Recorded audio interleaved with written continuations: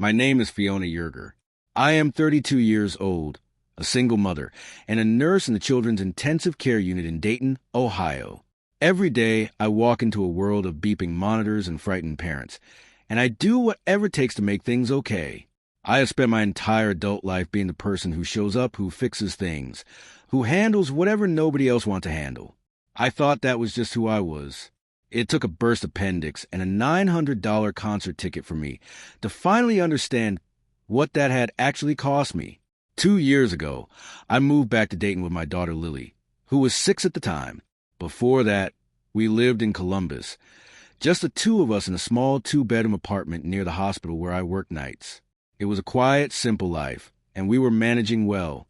Then my mom had a heart scare, and my dad needed knee surgery that left him unable to walk properly for 6 weeks. My older sister Karen called me repeatedly that month, and every single call ended the same way. "Fiona, you are a nurse. You are the only one who knows what to do." So I packed up our lives, found a job at the Children's Hospital in Dayton working 3 nights a week, and enrolled Lily in 3rd grade a few blocks from our new home. I told myself I was doing the right thing. I believed it, too. What followed was 2 years of quietly carrying everyone else's weight. I drove my mother to her heart specialist 26 times. I managed 14 separate disability benefit claims from my father, tracking every document and following up on every delay. Every April, I sat down with Karen's financial records and did her taxes from start to finish, a job that would cost her $1,200 each year if she had hired someone. Nobody asked me to do any of this. I just walked into each situation the way I walk into a hospital room. I saw what was wrong, and I fixed it. My family had one word for me, and they used it often: reliable. They said it at holiday dinners, and whenever they called asking for a favor. It was meant as a compliment, but it had slowly become something else entirely. It had become a job description. What hurt more than the unpaid labor was what I watched happen with Lily. My mother's phone was filled with hundreds of photos of my niece Mackenzie, Karen's 16-year-old daughter. Mom would scroll through them proudly. Mackenzie at the lake, Mackenzie in her sports uniform, Mackenzie dressed up for a school dance. My mother drove nearly an hour each way to watch Mackenzie's games without hesitation. Lily had 3 photos on that same phone. One was a few years old, one was taken at a park, and one was blurry with Lily's eyes half closed. My mother never once came to Lily's piano recitals. After being let down 2 times in a row, Lily stopped asking whether Grandma was coming. She was 8 years old, and she had already learned not to expect too much. I noticed all of this, and it stung. But I told myself Lily was okay because she had me. I convinced myself that was enough. Then one evening, my mother said something in the car that I have never been able to shake. We were driving, and she was talking about Mackenzie again, and she said, almost casually, "Mackenzie actually likes spending time with me. Some grandkids really know how to appreciate their grandparents." I didn't respond. I kept my eyes on the road and said nothing, but those words settled somewhere deep and stayed there. My routine during those 2 years was relentless. I worked through the night, 3 times a week, from 7 in the evening until 7 the following morning. On the days I wasn't working, I was running errands for my parents or helping Karen with whatever she needed. I slept in small windows when I could. Lily, bless her, was remarkably independent for her age. She would pack her own lunch and tape little notes to the refrigerator telling me she loved me. My social life had narrowed down to one person, my co-worker and friend Becca, and even those conversations mostly happened between tasks at the hospital. I didn't recognize it at the time, but I was running on empty. The week everything fell apart started with a car ride. I was driving my mother to a routine appointment, and she spent the entire trip talking about a concert she was attending that Saturday. She had waited over a year for it.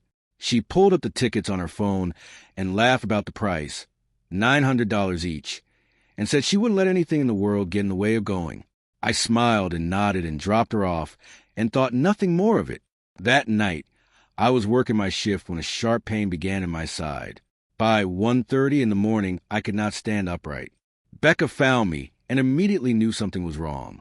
The emergency team was called.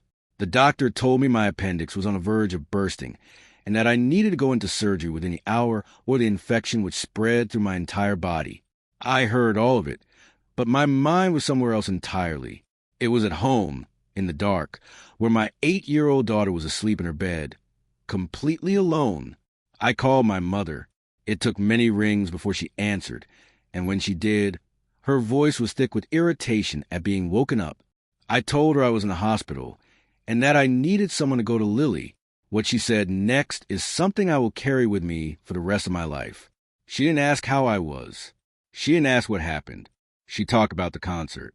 She said she needed her rest because it was a long drive. My father got on the line and suggested I just call a neighbor like I always do, because I always figure things out. Then they hung up. I lay in that hospital bed, hooked up to monitors, waiting to go into surgery, and I have never felt so completely alone. But Becca did not give up on me. She made calls until she found a care service and reached a woman named Andrea, who drove to my house in the middle of the night to stay with Lily. It cost $280, and I paid it without a second thought, because what choice did I have? As they wheeled me into the operating room, I remember thinking that a stranger had done more for me that night than my own family. I woke up sore and groggy, and the first thing I did was check my phone. There was nothing from my parents.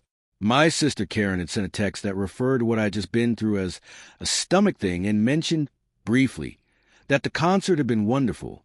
I spent the next several days recovering at home, and during that time I did something I had never done before. I sat down and made a list. I wrote out every single thing I had done for my family over the previous 2 years. Every doctor's appointment, every form filed, every tax return completed, every errand run. When I added it all up, it came to more than 400 hours of my time and thousands of dollars in value, given freely, without ever once being asked how I was doing or whether I needed anything in return. Then things got worse. My supervisor called me on Monday and told me my mother had phoned the hospital twice. She had told my colleagues that I was having a mental breakdown and implied I might be misusing medication. She was trying to damage my reputation at the place where I work, the place where I had given years of dedicated care, the sick children and their families. Shortly after, my aunt sent me a screenshot of a group chat between my mother and sister. They were mocking me, and in one message, my mother had written that she was waiting for me to fail so she could pursue custody of Lily. That was the line. I called a lawyer. I had a formal letter sent to my mother demanding that she stop contacting my workplace and cease making false statements about me. When the rest of the family found out, the calls and messages came fast and mean. They called me dramatic. They said I was blowing everything out of proportion. But something had shifted in me. For the first time, I did not apologize. I did not smooth things over. I stopped doing favors entirely. And within days, my parents were missing appointments and drowning in paperwork they had never had to manage themselves. 2 weeks later, I went to Sunday dinner. I didn't go to fight. I went to tell the truth. I walked in and set a folder on the table. Inside was a list of everything I had done and printed copies of the messages they had sent about me behind my back. I spoke quietly and clearly. I told them exactly what had happened the night of my surgery. I told them what it felt like to be lying in an emergency room terrified for my daughter while they chose a concert. I showed them their own words. The room went completely silent. My mother began to cry, but for once, nobody rushed to comfort her. My father stared at the table. When I was done, I told them that things were going to be different. I was not their assistant anymore. If they wanted a relationship with Lily, they would need to show me the respect I had always shown them. Then I took my daughter's hand, and we left. Since that evening, things have been quieter.